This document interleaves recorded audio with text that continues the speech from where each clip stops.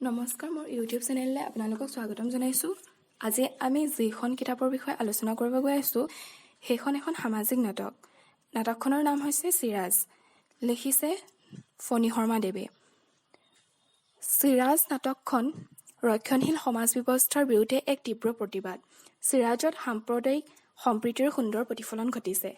চিৰাজৰ প্ৰধান চৰিত্ৰকেইটা হৈছে কন্দৰ্প, সাবিত্ৰী, সীতা, চিৰাজ, ফাতেমা, অনিল, সৰজু, আঘোনা। নাটকৰ কাহিনী গঢ় লৈছে সীতা আৰু সাবিত্ৰীক কেন্দ্ৰ কৰি।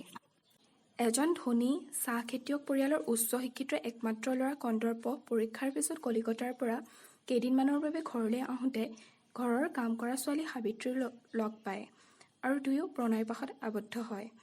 দুয়োৰে সম্পৰ্কৰ কথা গম পাই কন্দৰ্পক মাক দেউতাকে পুনৰ কলিকতালৈ পঠিয়াই দিয়ে আৰু উপায়হীন হৈ সাবিত্ৰী ঘৰৰ পৰা পলাই যায়। তাইক অচেতন অৱস্থাত কেৱল মানৱীয় অনুভূতিৰ প্ৰেৰণাত দাঙি নি আশ্ৰয় দিয়ে চিৰাজে। পিছত যেতিয়া ছোৱালীজনী হিন্দু বুলি জানিব পাৰিলে তেওঁ তেতিয়া তাইক মুছলমানৰ ঘৰত থাকিবলৈ ভাল নাপাব বুলি মধুপুৰ নামৰ গাঁও এখনলৈ পঠিয়াব খোজে। কিন্তু যেতিয়াই জানিব পাৰিলে যে তাই চিৰাজৰ ঘৰ এৰি যাবৰ ইচ্ছা কৰা নাই তেতিয়া পুনৰ চিৰাজৰ হৃদয় উঠলি উঠিল আৰু তেওঁ ক'লে, মোৰ কিহৰ গৰজ পৰিছে হিন্দু আৰু অহিন্দুৰ বিচাৰ কৰিবলৈ।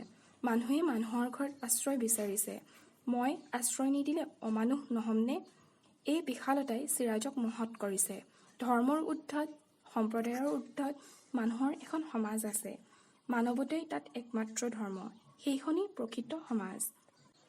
চিৰাজৰ ঘৰত সাবিত্ৰী এটি কণমানি সন্তান জন্ম দিয়ে আৰু চিৰাজ আৰু তাইৰ মৃত্যুবৰণ কৰে। সাবিত্ৰীৰ মৃত্যুৰ পিছত চিৰাজে ছোৱালীজনীক ডাঙৰ দীঘল কৰে আৰু তাইৰ নাম ৰাখে নুৰ আৰু সীতা। ঘটনাচক্ৰত চিৰাজৰ গাঁৱলৈ আহোঁতে কন্দৰ্পই সীতাক লগ পায় আৰু চিৰাজৰ পৰা তাইৰ জন্মৰ কাহিনী শুনি গম পায় যে সীতা তেওঁৰে জীয়ৰী। তাৰপিছত তেখেতে সীতাক চিৰাজৰ সন্মতিক্ৰমে উচ্চ শিক্ষাৰ বাবে কলিকতালৈ লৈ আনে। কলিকতাত সীতা অনিল নামৰ এজন যুৱকৰ প্ৰেমত পৰে আৰু দুয়োৰে বিয়া ঠিক হয়।